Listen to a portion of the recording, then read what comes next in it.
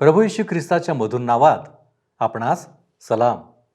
उपासना कार्यक्रमामध्ये आपले हार्दिक स्वागत. प्रियांनो, मागील काही अध्ययनांमध्ये आपण सातत्याने पाहिले आहे की परमेश्वर या लोकांकडून योग्य आचरणाची, अशुद्धतेपासून दूर असणारी, शुद्धतायुक्त दैनंदिन जीवनाची अपेक्षा करीत आहे. त्यासाठी विविध आज्ञा त्याने दिलेल्या होत्या. आजच्या अध्ययनात आपण पाहू की परमेश्वर आता त्यांना याजकाच्या पावित्र्याच्या बाबतीत काही नियम किंवा आज्ञा देत आहे. तर मग चला प्रियांनो, आपण आपल्या अध्ययनाची सुरुवात करूया. श्रोत्यानो, लेवियचे पुस्तक 21वा अध्याय आम्ही सुरू करीत आहोत. याजकांच्या पावित्र्याविषयी नियम आम्ही पाहणार आहोत. 21 आणि 22 अध्यायात ह्याविषयी आम्ही पाहतो. काही प्रमाणात मागील गोष्टींची उजळणी आम्हाला पुन्हा वाचायला मिळणार आहे. परमेश्वराचा हा मूळ उद्देश होता की संपूर्ण राष्ट्र याजकीय राष्ट्र व्हावे. कारण निर्गमचे पुस्तक 19वा अध्याय 5 आणि 6 वचने आम्हाला सांगतात. निर्गमचे पुस्तक 19वा अध्याय 5 आणि 6 वचने.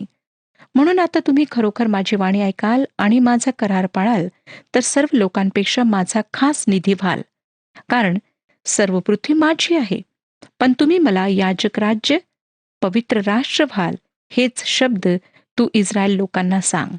सोन्याचे वासरू बनवून त्यांनी जे आज्ञा उल्लंघन केले त्यामुळे परिपूर्ण व आदर्श समाजाची संपूर्ण योजना धुळीला मिळाली. 1000 वर्षाच्या काळात मात्र श्रोत्यानो, परिपूर्ण समाज स्थापित होईल आणि ह्या पृथ्वीवरील लोकांकरिता, गैरयहुद्यांकरिता, अन्य जातीयांकरिता इस्रायल राष्ट्र याजकांचे राष्ट्र बनेल.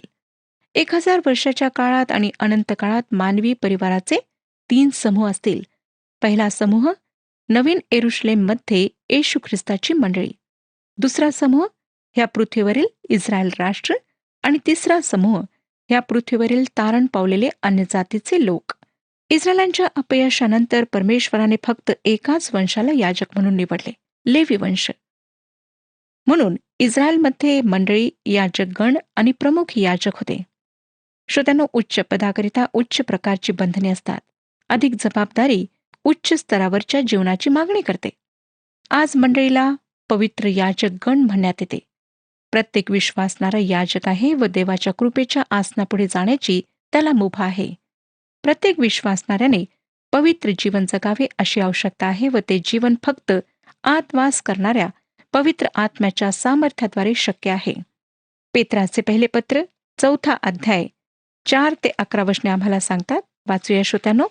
पेत्राचे पहिले पत्र 4 अध्याय 8 ते 11 वचने. मुख्यतः एकमेकांवर एकनिष्ठेने प्रीती करा, कारण प्रीती पापांची रास झाकून टाकते. कुरकुर न करिता एकमेकांचा पाहुणचार करा. प्रत्येकाला जसे कृपादान मिळाले आहे तसे देवाच्या नानाविध कृपेच्या चांगल्या कारभाऱ्यांप्रमाणे ते एकमेकांच्या कारणी लावा. भाषण करणाऱ्याने आपण देवाची वचने बोलत आहो असे बोलावे. सेवा करणाऱ्याने ती आपण देवाने दिलेल्या शक्तीने करीत आहो अशी करावी. ह्यासाठी की सर्व गोष्टीत देवाचे गौरव येशू ख्रिस्ताच्या द्वारे व्हावे. गौरव व पराक्रम ही युगानुयुग त्याचे आहेत. आमेन. त्याने पेत्राचे पहिले पत्र 2 अध्याय 9 आणि 10 वचनामध्ये असे सुद्धा म्हटले, पण तुम्ही तर निवडलेला वंश, राजकीय याजकगण, पवित्र राष्ट्र, देवाचे स्वतःचे लोक असे आहात. ह्यासाठी की ज्याने तुम्हास अंधकारातून काढून आपल्या अद्भुत प्रकाशात पाचारण केले त्याचे गुण तुम्ही प्रसिद्ध करावे. ते तुम्ही पूर्वी लोक नव्हता, आता तर देवाचे लोक आहात. तुम्हास दया मिळाली नव्हती, आता तर दया मिळाली आहे. देवाचे लोक म्हणून आम्हाला उच्च स्तरावरचे जीवन जगण्याकरिता पाचारण करण्यात आलेले आहे. तसेच इफिस्करास पत्र ह्याचा 4 अध्याय आणि 17 वचन नंतर 22 ते 24 वचने सांगतात. इफिस्करास पत्र 4 अध्याय 17 वचन मी आपणाकरिता वाचत आहे. म्हणून मी हे म्हणतो व प्रभूमध्ये निश्चितार्थाने सांगतो की परराष्ट्रीय भ्रष्ट मनाने चालत आहेत, त्याप्रमाणे तुम्ही ह्यापुढे चालू नये. नंतर 22 ते 24 वचने. ते असे की तुमच्या पूर्वीच्या आचरणासंबंधी जो जुना मनुष्य त्याचा तुम्ही त्याग करावा. तो कपटाच्या वासनांनी युक्त असून त्याचा नाश होत आहे. आणि तुम्ही आपल्या मनोवृत्तीत नवे केले जावे आणि सत्यापासून निर्माण होणारे नीतिमत्व व पवित्रता ह्यांनी युक्त असा देव सदृश्य निर्माण केलेला नवा मनुष्य धारण करावा. श्रोत्यानो, आम्ही कृपेने तारल्या गेलो आहोत आणि उच्च स्तरावरचे जीवन जगण्यासाठी बोलावलेले आहोत. विश्वासणाऱ्यांनी मंडळीमध्ये सेवाभाग घेताना फार सावधान असायला हवे. विचारपूर्वक एखादी जबाबदारी स्वीकारायला हवी. जर आपण मनोभावे ते काम करू शकत नाही, त्याकरिता वेळ देऊ शकत नाही, तर ती जबाबदारी आपण न स्वीकारलेली बरी. अशा प्रकारे देवाची सेवा करण्याची संधी मिळणे म्हणजे फार चांगली सुसंधी मिळणे होय. परंतु त्या स्तरावरचे जीवन आम्ही जगायला हवे. येशू ख्रिस्त आमचा महान प्रमुख याजक आहे आणि त्याने त्या जबाबदारीनुसार स्वतःला पूर्णपणे दिले. इब्री लोकासपत्र 7 अध्याय 26 ते 28 वचने सांगतात. इब्री लोकासपत्र 7 अध्याय 26 ते 28 वचने. असाच प्रमुख याजक आपल्याला असणे योग्य होते. तो पवित्र, निर्दोष, निर्मळ असून पापी जनांपासून वेगळा व आकाशाहून उंच करण्यात आलेला आहे. त्याला त्या प्रमुख याजकाप्रमाणे पहिल्याने स्वतःच्या पापांसाठी, मग लोकांच्या पापांसाठी प्रतिदिवशी यज्ञ करण्याचे अगत्य नाही, कारण त्याने स्वतःला अर्पिल्याने ते अर्पण एकदाच करून ठेविले आहे. नियमशास्त्र दुर्बळ अशा माणसांना प्रमुख याजक नेमिते, पण नियमशास्त्रानंतरचे शपथ वाहून उच्चारलेले वचन युगानुयुग परिपूर्ण केलेल्या पुत्राला नेमिते. श्रोत्यानो, प्रभू येशू ख्रिस्त याजक व अर्पण दोन्ही आहे. त्याने स्वतःला अर्पण केले. आता याजक आणि प्रमुख याजक दोघेही नियमशास्त्राच्या मर्यादेत आहेत. त्याकडे आपण पाहूया. 21 अध्याय हा आम्हाला याजकाच्या व्यक्तिगत शुद्धतेविषयी नियम सांगतो. पहिली गोष्ट, मानवी नात्यामुळे आणि मैत्रीमुळे याजकाच्या अशुद्ध होण्यावर निर्बंध 1 ते 15 वचनांमध्ये आणि पुढे 16 ते 24 वचनांमध्ये याजकाचे कार्य करण्यास अयोग्यता सांगण्यात आलेली आहे. 21 अध्यायाची पहिली 3 वचने वाचूया. परमेश्वर मोशेला म्हणाला, आरोनाचे मुलगे जे याजक त्यांना असे सांग की तुमच्या कुळातील कोणी मृत झाले तर तुमच्यापैकी कोणीही त्याचे सुतक धरू नये. आपले जवळचे आप्त म्हणजे आपली आई, बाप, मुलगा, मुलगी, भाऊ आणि आपल्या जवळ असलेली अविवाहित बहीण ह्यांचे मात्र सुतक धरावे. याजकांना ह्या भागात मोशे काही सांगणार आहे. पापाचा दंड मृत्यू आहे आणि त्यांनी पापाने अशुद्ध होऊ नये हा ह्या मागचा विचार आहे. मृतदेहाशी शारीरिक स्पर्श अशुद्ध करीत असे. ज्यांची सूची ह्या ठिकाणी देण्यात आली आहे ते सर्व रक्तसंबंधी व स्वाभाविकरित्या याजकाशी जवळचा संबंध असलेले होते. देवाचा याजक असल्याकारणाने सहानुभूतीच्या भावना आणि दुःख व्यक्त करण्याची त्याला परवानगी होती. तो येशूसारख्या स्वभावाचा, जो लाजरच्या कबरेजवळ येऊन रडला व आमच्या दुर्बलतेविषयी ज्याला संवेदना आहेत असा असायला हवा असे. परंतु दुसऱ्या कोणाच्या मृत्यूमुळे त्याने स्वतःला विटाळू नये. त्याने मनातल्या मनात दुःख करावे, परंतु त्याचा शारीरिक स्पर्श त्या शवाशी होऊ देऊ नये. 4 वचन बघा. तो आपल्या लोकांमध्ये प्रमुख असल्यामुळे त्याने सुतक धरून स्वतःला अपवित्र करू नये. इतर लोकांपेक्षा त्याला अधिक कडकपणे स्वतःला ह्यापासून अलिप्त ठेवायचे आहे. आपण जे देवाचे सेवक आहात, देवाच्या कार्यात भाग घेणारे आहात, आपल्याला आपण कोठे जाता, काय करता, काय बोलता ह्याविषयी फार सचेत राहायचे आहे. ज्या पदावर देवाने आपल्याला ठेवले आहे त्या पदानुसार आम्हाला चालायचे आहे. देवबाप ह्याविषयी आम्हाला जबाबदार ठरवणार आहे. आमच्या जीवनामुळे कोणाला ठेच लागायला नको. आता 5 वचन बघा. त्यांनी आपल्या डोक्याचे मुंडन करू नये, आपल्या दाढीचे कोपरे छाटू नयेत किंवा आपल्या शरीरावर घाव करू नयेत. अन्य जातीचे लोक असे करीत असत व मृतांकरिता शोक करण्याची त्यांची ती प्रथा होती. याजकाने त्याच्या भोवती ह्या ज्या अंधविश्वासाने भरलेल्या प्रथा होत्या त्यांचे अनुकरण करायचे नव्हते. 6 वचन. त्यांनी आपल्या देवाप्रित्यर्थ पवित्र राहावे आणि आपल्या देवाच्या नावाला कलंक लावू नये. ते परमेश्वराप्रित्यर्थ हव्य म्हणजे आपल्या देवाप्रित्यर्थ अन्न अर्पित असतात, म्हणून त्यांनी पवित्र राहावे. आज हीच गोष्ट श्रोत्यानो, जे लोक मंडळात सेवा करणारे आहेत त्यांना सुद्धा लागू पडते.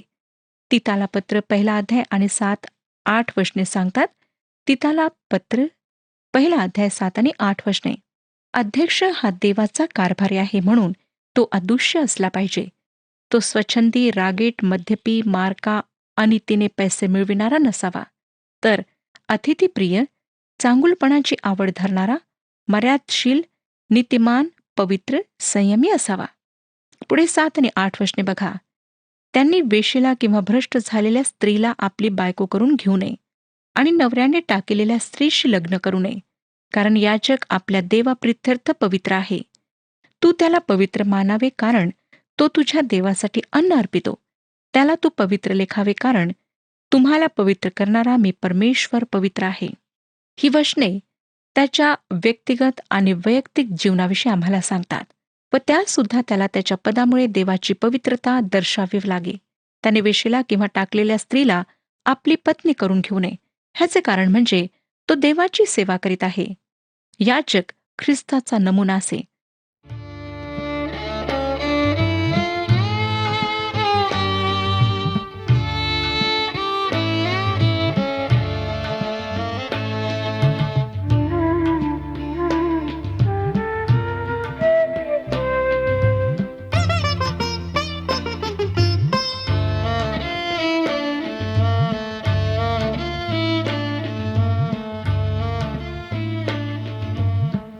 कोण हरेल मम पाप तुझ विण, कोण हरेल मम पाप, कोण हरेल मम पाप तुझ विण, कोण हरेल संताप, कोण हरेल मम पाप.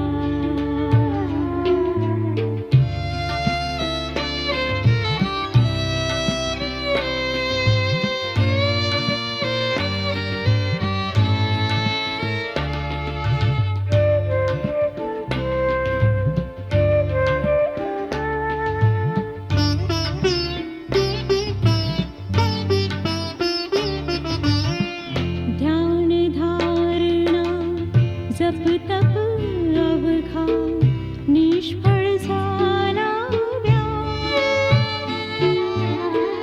ध्यान धारणा जप तप अवघा निष्फळ झाला व्याप, निष्फळ झाला व्याप. कोण हरेल मम पाप.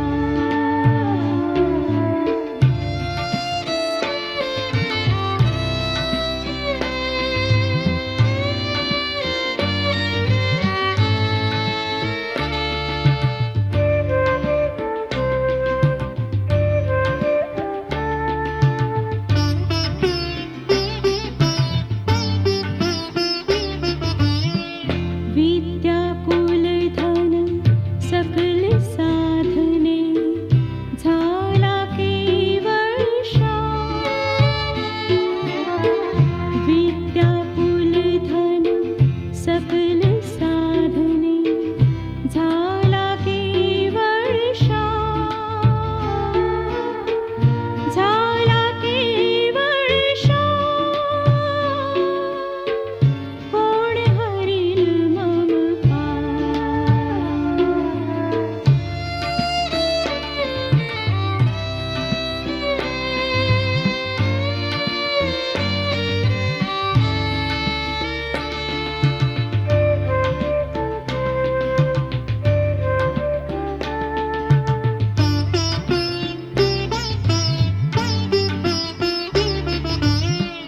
ख्रिस्ता ख्रिस्ता कोण ऐकते माझा करुण विलाप. ख्रिस्ता ख्रिस्ता कोण ऐकते माझा करुण विलाप, माझा करुण विलाप. कोण हरेल मम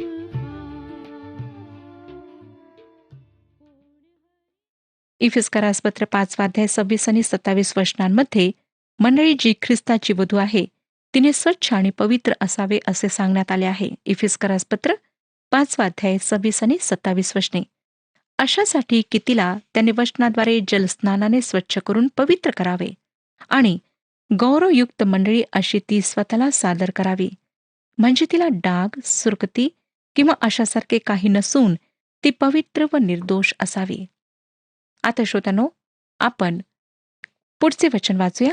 9 वचन. एखाद्या याजकाची मुलगी वेश्याकर्म करून भ्रष्ट झाली तर तिने आपल्या बापालाही भ्रष्ट केले असे होईल. तिला अग्नीत जाळून टाकावे. मंडळीच्या पुढाऱ्याने ह्या विशिष्ट बाबींमध्ये दुसऱ्यांकरिता उदाहरण व्हायला हवे असे. अनेक तरुण लोकांविषयी मला माहिती आहे ज्यांनी तारण होण्यापूर्वी सूटपत्र दिले, परंतु आता तारण झाल्यानंतर ते देवाचे सेवक होऊन देवाची सेवा करू इच्छितात. परंतु त्यांच्या गत आयुष्यातील भानगडींमुळे त्यांना पुढे येऊन सेवा करणे कठीण जाते. त्यांच्यापैकी अनेक निर्दोष आहेत, त्यात त्यांचा दोष नाही. परंतु मी अशा लोकांना सांगू इच्छिते की धैर्याने पुढे येऊन स्वतःला सेवेसाठी तयार करा.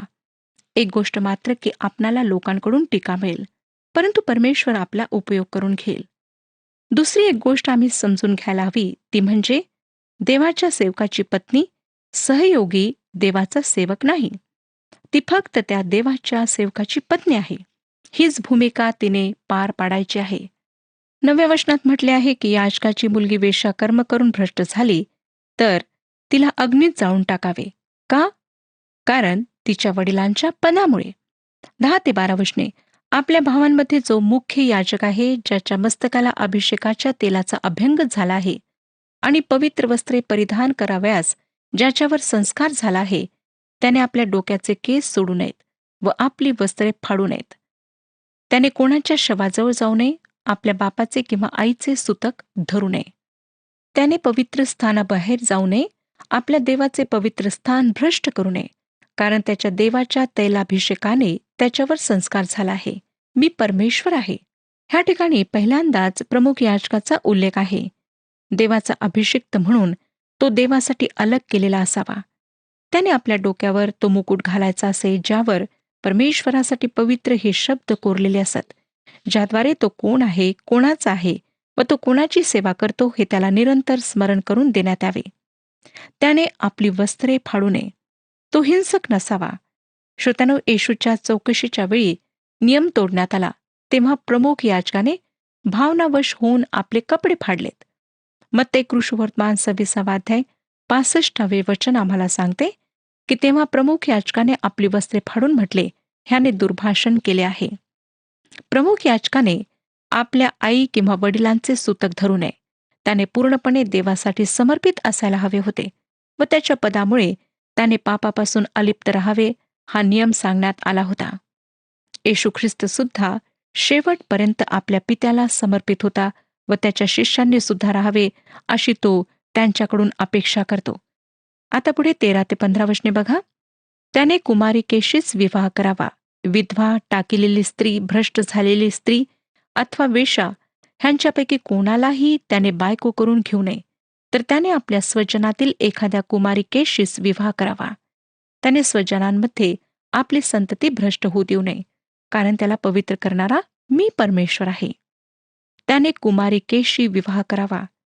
याजकाचे कार्य करण्यास जो अयोग्य आहे त्याविषयी खालील वचने सांगतात. आंधळा, लंगडा, बसक्या नाकाचा, एखादा अवयव लांब असलेला. 16 ते 21 वचने बघा. परमेश्वर मोशेला म्हणाला, अहरोनाला असे सांग की पुढील पिढ्यांमध्ये तुझ्या वंशात जर कोणाला काही व्यंग निघाले तर त्याने आपल्या देवाप्रित्यर्थ अन्न अर्पण्यासाठी जवळ येऊ नये. त्याला कोणतेही व्यंग असले तर त्याने जवळ येऊ नये. मग तो आंधळा असो, लंगडा असो, बसक्या नाकाचा असो, एखादा अवयव अधिक लांब असलेला असो, मोडक्या पायाचा असो अथवा थोटा असो, कुबडा असो, खुजा असो, नेत्रदोषी असो किंवा चाई खरूज झालेला असो अथवा भग्नांड असो. अहरोन याजकाच्या वंशापैकी कोणात असे एखादे व्यंग असले तर त्याने परमेश्वराला हव्य अर्पण्यासाठी जवळ येऊ नये. त्याच्यात व्यंग आहे, त्याने आपल्या देवाला अन्न अर्पावयाला जवळ येऊ नये. असे का? अर्पण व याजक ह्याविषयी सारख्याच गोष्टी सांगितलेल्या आहेत. अर्पण सुद्धा निर्दोष असायला हवे होते, कारण श्रोत्यानो, हे दोन्ही ख्रिस्ताला दर्शवितात. यामध्ये काहीच दोष नव्हता. त्याच्या व्यक्तित्वात, त्याच्या कार्यात ख्रिस्त परिपूर्ण याजक आहे आणि तो होता. 22 आणि 23 वचने बघा. त्याने आपल्या देवाचे अन्न म्हणजे परमपवित्र स्थानातील अन्न व पवित्र पदार्थ खावे, पण त्याला व्यंग असल्यामुळे त्याने अंतरपटाच्या आत आणि वेदीपाशी जाऊ नये व माझी पवित्र स्थाने भ्रष्ट करू नये. कारण त्यांना पावन करणारा मी परमेश्वर आहे. अशांना परमपवित्र स्थानातील अन्न व पवित्र पदार्थ खाण्याची मुभा होती, परंतु अर्पणासाठी जवळ येण्याची परवानगी नव्हती. अनेक विश्वासणारे आहेत जे शारीरिक रूपाने, नैतिक रूपाने, आत्मिक रूपाने व्यंग असलेले आहेत. देवासाठी काही कार्य करण्यास ह्यामुळे त्यांना अडथळा होतो, परंतु तरीसुद्धा ते अगदी प्रामाणिक सेवक आहेत व त्यांना एका विश्वासणाऱ्यांना मिळणारे सर्व अधिकार व सवलती, संधी प्राप्त झालेल्या आहेत. आता आपण 24 वचन वाचूया. मोशेने अहरोन, त्याचे मुलगे व सगळे इस्रायल लोक ह्यास हे सांगितले. पुढे आता 22 अध्याय 1 आणि 2 वचने आम्हाला सांगतात, परमेश्वर मोशेला म्हणाला, अहरोन व त्याचे मुलगे ह्यांना सांग की इस्रायल लोक ज्या पवित्र वस्तू मला समर्पण करीतात त्यांच्यापासून त्यांनी दूर राहावे आणि माझ्या पवित्र नावाला कलंक लावू नये. मी परमेश्वर आहे. याजकांच्या व्यक्तिगत शुद्धीकरणाविषयी नियम ह्या अध्यामध्ये सांगण्यात आलेले आहेत. 1 ते 16 वचनांमध्ये आजार, भोजन आणि मृतांद्वारे याजकत्वाचे दूषित होणे. 17 ते 33 वचनांमध्ये लोकांनी आणलेल्या अर्पणाविषयी खबरदारी.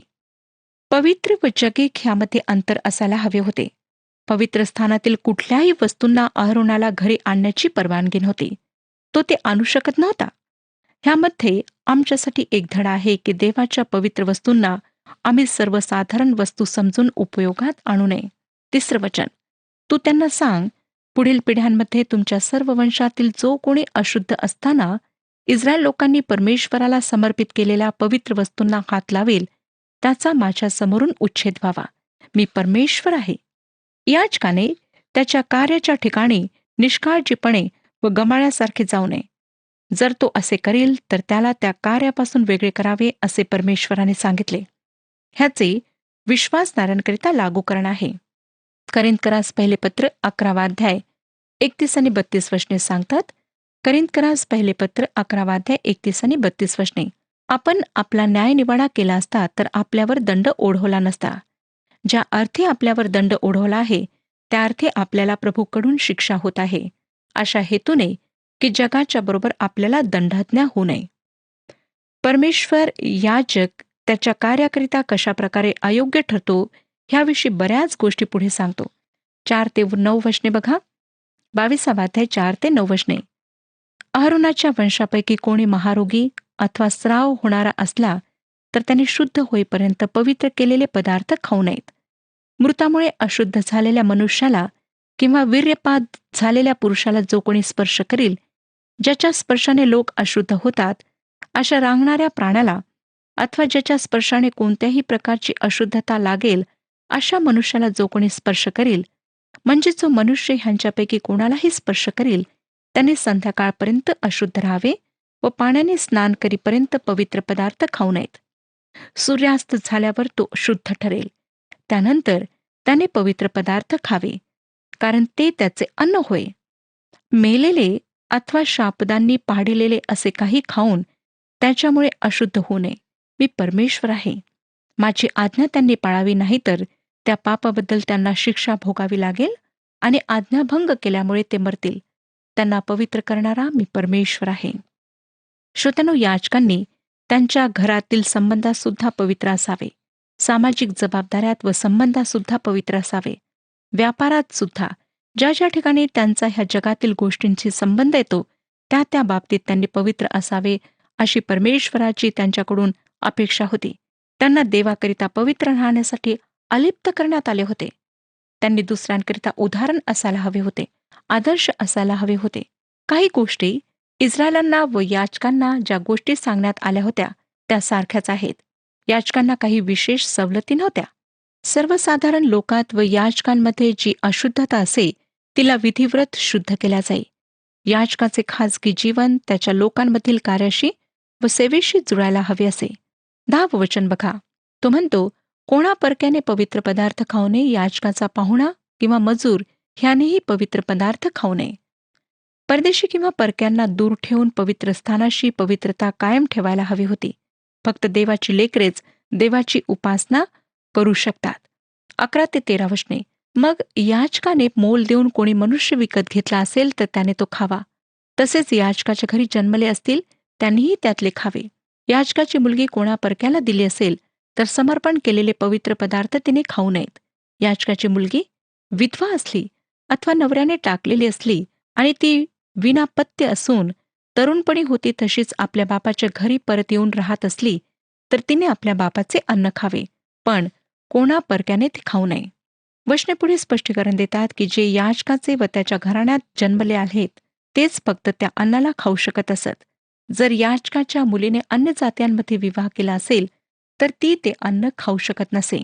उधळा पुत्र किंवा कन्या घरी परतून पुन्हा समाविष्ट होऊ शकत असत. 14 ते 16 वचने बघा. एखाद्या मनुष्याने चुकून पवित्र पदार्थ खाल्ला तर त्याने त्या पदार्थाच्या 5व्या हिस्सा इतकी भर त्यात घालून याजकाला तो पवित्र पदार्थ द्यावा. ज्या पवित्र वस्तू इस्रायल लोक परमेश्वराला अर्पितात ते याजकांनी भ्रष्ट करून देऊ नयेत. पवित्र पदार्थ खाल्ल्याच्या अपराधाबद्दल त्यांना दोषार्पण करावे लागेल. त्याला याजकांनी कारणीभूत होऊ नये, कारण त्यांना पवित्र करणारा मी परमेश्वर आहे. श्रोतांनो, नियमांचे उल्लंघन करणाऱ्याला कुठलीही सबब देण्यात येत नसे. चुकून खाणारा सुद्धा दोषी ठरत असे, त्याला सुद्धा किंमत भरावी लागत असे. ह्याद्वारे पवित्र जागेचे रक्षण करण्याची अधिक जबाबदारी याजकांवर येत असे. श्रोत्यानो, आमचा परमेश्वर पवित्र परमेश्वर आहे आणि तो आमच्याकडून सुद्धा पवित्रतेची अपेक्षा करतो. परमेश्वर ह्या विषयात आपले मार्गदर्शन करो आणि आपणाला आशीर्वाद देऊ. हा कार्यक्रम आपणास आवडला काय? आता आम्हाला एक मिस कॉल करा आणि आपण पुढील विजेता होऊ शकता.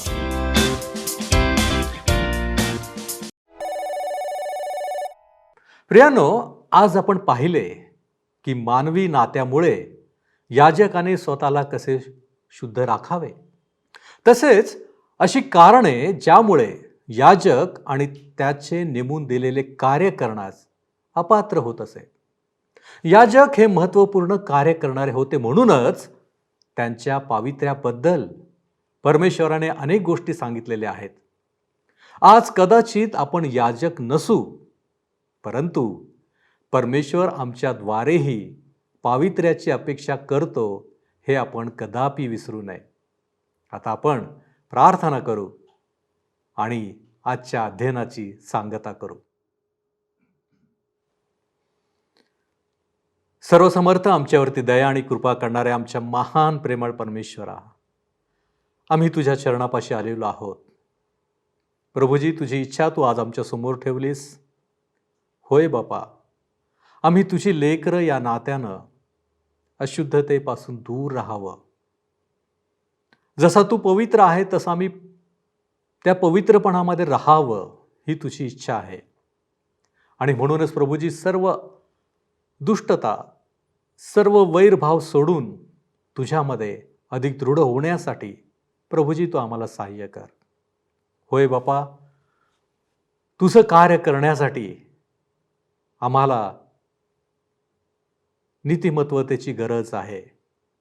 प्रभूजी, आज आम्ही तुझ्या त्या सर्व सेवकांची आठवण करतो. त्यांच्यावरती तुझ्या कृपेचा वर्षाव होऊ दे आणि परमेश्वर दे बाप्पा, तुझं कार्य त्यांनी आणखीन पुढे नेण्यासाठी त्यांना तू मदत कर. येशू ख्रिस्त आमचा प्रभू याच्याद्वारे मागतो म्हणून तू ऐक. आमेन. तुम्हाला पूर्णता लाभो, समाधान मिळो आणि येशू ख्रिस्ताची कृपा तुम्हा सर्वांबरोबर असो.